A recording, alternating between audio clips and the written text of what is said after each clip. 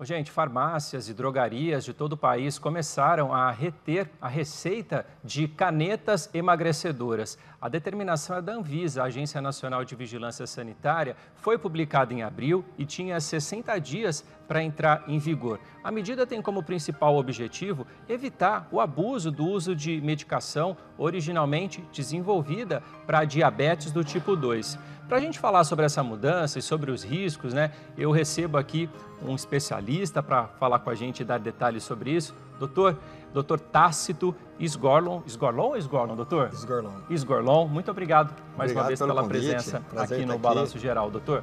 Doutor, vamos lá. A gente sabe que tem aí essa mudança, Isso já era algo que estava há algum tempo, foi determinado, A Anvisa já havia feito isso, se eu não me engano, no mês de abril, para que essas canetas pudessem ser proibidas aí, a venda indiscriminada sem receita?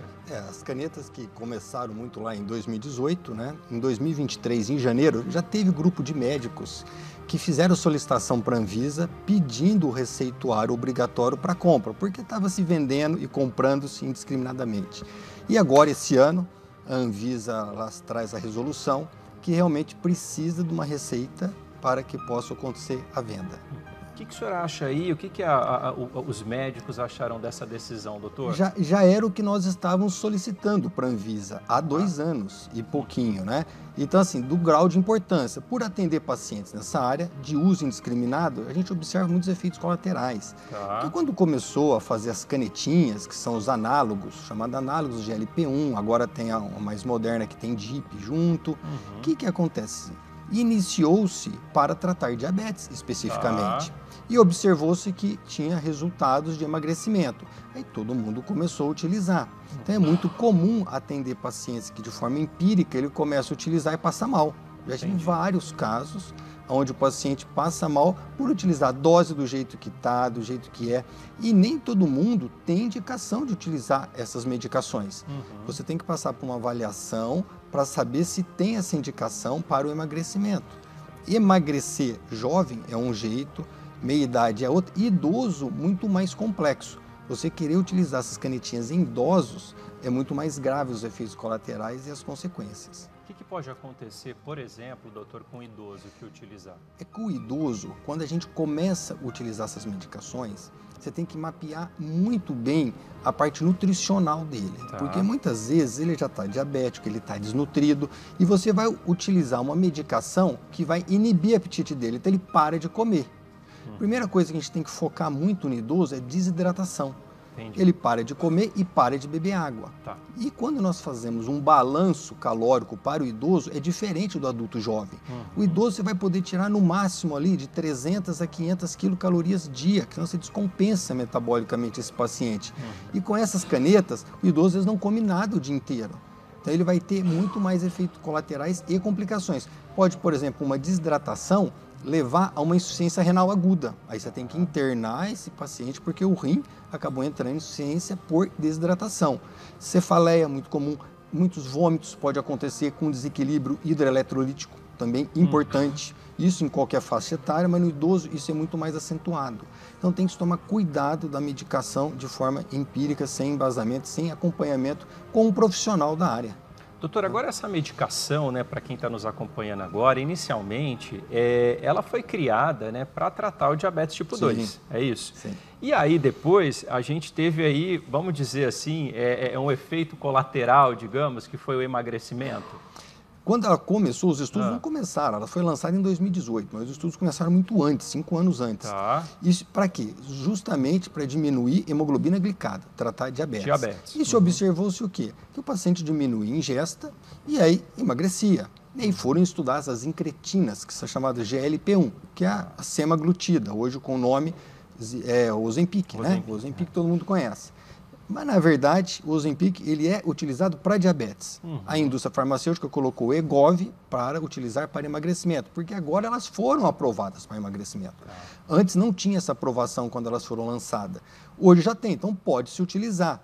Mas você tem que avaliar muito bem o paciente que vai utilizar. Se um paciente, por exemplo, está desnutrido, você utiliza, você vai piorar muitas circunstâncias de nutrição desse paciente.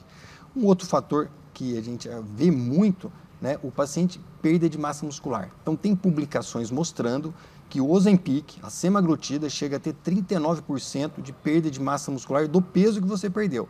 Então, você imagina que você perdeu 10 quilos e o leigo, você, paciente, acha que emagreceu 10 quilos. Não, você perdeu 10 quilos, mas do quê? 4 de músculo, às vezes 2 de água, às vezes 1 de osso, no final você perdeu 3 de gordura. Então aí que está a chave, né, doutor? Porque o que se espera é perder gordura, mas quer dizer que a gente vai perder músculo também, músculo, e é isso que a gente não quer. Osso e água. Então, a longo prazo, isso aí pode até levar a uma osteoporose. Já tem publicações preocupado com isso, né, desse uso indiscriminado. Então, o que vai acontecer? A pessoa perdeu lá 10 quilos. Ela fala, nossa, eu emagreci 10 quilos. Às vezes você emagreceu 2, 3. O resto foi água, músculo, um pouquinho de osso que vai junto. Então, aí já não é saudável. Perder massa muscular não é saudável. Saudável é perder gordura. Por isso que você tem um acompanhamento específico para quê? Minimizar a perda de massa muscular. Principalmente em idosos, né, Pascoal? Idosos já não tem massa muscular. A gente já tem perdas até de 1 a 1,4% ao ano de massa muscular. E aí você vai fazer esse idoso perder mais massa muscular, aí ele vai ganhar um carrinho elétrico para passear no shopping, porque não consegue nem andar depois. Doutor Tasto, agora, por exemplo, né, em quais situações, né, além do diabetes, a gente falou aí do emagrecimento, de fato, em algumas situações, agora com aprovação, inclusive para usar, para prescrever para emagrecimento, tem gente que pode receber, sim, desde que vá fazer o acompanhamento correto. Sim, essas drogas que saíram, hoje nós temos no mercado a semaglutida, que é o Egov, né? E nós temos a tizerpatida, que é o Mounjaro. Tá. São drogas excelentes para emagrecer, mas tem que ser com supervisão. Emagrecer é perder gordura, não é perder peso. E muitas vezes as pessoas se iludem em perder peso. Né? E não, você tem que iludir em perder gordura. Mas como você sabe se você perdeu peso ou perdeu gordura? Existem aparelhos, impedância tetrapolar, octapolar, bioelétrica, que você faz um mapeamento. Então você sabe quantos quilos você tem de músculo, quantos quilos de água, quantos quilos de osso, quantos percentual de gordura. Você começa a utilizar a medicação e no consultório a gente vai mapeando isso para ver se você está perdendo o quê? Será que você está perdendo músculo com a utilização das canetinhas? Então, tem que ser acompanhado para ver do que está perdendo e se está emagrecendo realmente. Bom, o senhor falou aí desse acompanhamento, né? E aí é fundamental, desde o início, eu imagino que quando o paciente vai procurar o médico, né, e pergunta se essa medicação pode ser utilizada no caso dele, o médico vai pedir exames para poder saber se vai estar adequado ou não. Sim, eu já tive vários pacientes que normalmente as pessoas te procuram no consultório para utilizar a canetinha. Já quer a solução milagrosa. Chega lá e fala, ó, eu já vim aqui que eu quero usar a medicação. Aí você solicita exames, você vê que às vezes esse paciente não tem condição. Semana passada eu atendi 2 pacientes que eu contraindiquei. Falei, ó, você não tem, por quê? Você tem uma deficiência de ferro muito grande, você está com uma deficiência de vitaminas B12 muito grande e vitamina D. Então, primeiro eu vou repor esse ferro, reestruturar essa parte fisiológica, posteriormente nós vamos utilizar as canetinhas. Entendi. Aí precisa ajeitar ali tem que ver o que está acontecendo para depois começar. Exatamente. Doutor, agora, o que o paciente normalmente... o paciente, às vezes, pode ter efeitos colaterais na aplicação dessa medicação? É muito comum os efeitos colaterais. A semaglutida, que é o Ozempic, tem muito mais efeito colateral do que a tizerpatida, que é o Mounjaro. Náuseas, por exemplo, em torno de 39%, cefaleias 23%, vômitos, mal-estar, tontura, tudo isso pode acontecer. São as mais comuns. Inclusive, dor epigástrica também é muito comum e constipação intestinal. Então, você tem que ir mapeando. Então, às vezes, você tem que diminuir dose para evitar efeitos colaterais. Né? Já o Mounjaro, ele tem muito menos efeito colateral. Ele tem, por exemplo, náusea. Vamos pegar o Ozempic, tem em torno de 37% de náusea. O Mounjaro tem 2,9%. Então, assim, ele tem efeito colateral, mas a droga tem muito menos. Então, é uma droga excelente para a utilização para diabetes, né, inclusive, e também para obesidade. Mas aí é claro que fazendo aquilo que o senhor falou, né? Passando para o médico, avaliando, se for idoso, ter um pouco mais ainda de cautela. Idoso, né? Hoje a gente sabe assim que a expectativa de vida aumentou, então nós temos na pirâmide etária muito idosos e idosos obesos, e eles começam às vezes a utilizar por conta. Isso é um risco muito grande do idoso utilizar por conta, né? O idoso tem que tomar muito cuidado. Doutor, agora o senhor acredita que tudo isso ganhou essa proporção exatamente por quê? Por essa busca que as pessoas têm em tentar resolver a situação rápida, não querer mudar o hábito? É assim, o imediatismo, você está obeso, sobrepeso, você quer emagrecer e às vezes não quer mudar o estilo de vida. O que acontece hoje, tem muitos pacientes que eu não consigo tirar mais essa medicação. Vai utilizar por longo tempo no tratamento de obesidade. Quem normalmente a gente consegue retirar essas medicações? Quem muda o estilo de vida. Entendi. Então a pessoa começa a comer diferente, fazer um exercício. A gente sabe que o exercício não é a melhor estratégia para emagrecer o obeso, mas para manter o peso depois de magro é a melhor estratégia que tem. E a qualidade de vida. Então não é só perder peso. Você tem que ter uma qualidade de vida e mudar o seu mental. Tá? O senhor falou até agora em estratégias, então quer dizer que em alguns momentos a medicação pode ser utilizada para dar uma ajuda ali no começo? Sim, na hora que você está obeso ou sobrepeso, você tem o quê? Muita inflamação, você tem muita oxidação, resistência insulínica, que é a mais comum.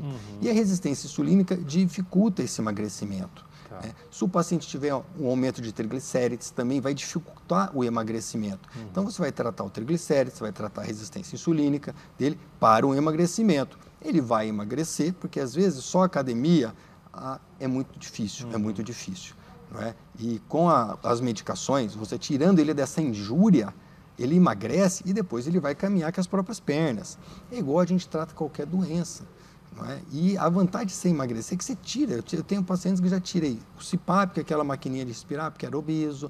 Estava diabético, nós estamos na semana da diabetes. Aí no Também, Brasil, aí, exatamente. Né? Variando aí quase 20 milhões de diabéticos. Aí é uma excelente. Parou de utilizar remédios, hipertensão. Né? Tanto que hoje a obesidade também tem um outro termo que chama diobesidade, que é a diabetes e obesidade, porque uma vai levar a outra. Né? Normalmente você vê o diabético tipo 2 obeso. Então, qual o melhor tratamento para o diabético tipo 2 obeso? Emagrecer. Não é remédio para diabetes, é emagrecer. Tem que perder peso. Perder gordura. Exatamente, perder gordura. Doutor, eu agradeço bastante sua presença aqui no Balanço Geral por essas explicações. Então, a partir de agora, fiscalização um pouco mais rigorosa, excelente. Vai reter a receita, da mesma maneira que acho que o pessoal estava acostumado a comprar remédios antibióticos, antidepressivos, sim. Deixa lá a receita, tem que ficar. Tem que ter a receita e isso é importante porque você vai ter um médico acompanhando ao seu lado. Exatamente, com cautela, com orientação médica, tudo dá certo, né? Só querer atropelar, querer fazer por conta própria, isso devagar não é e sempre. A solução. A gente chega lá. Doutor Tasto, muito obrigado. Obrigado. Aqui no Um abraço. Geral. Obrigado. Até uma próxima oportunidade. Estamos aí. Até mais.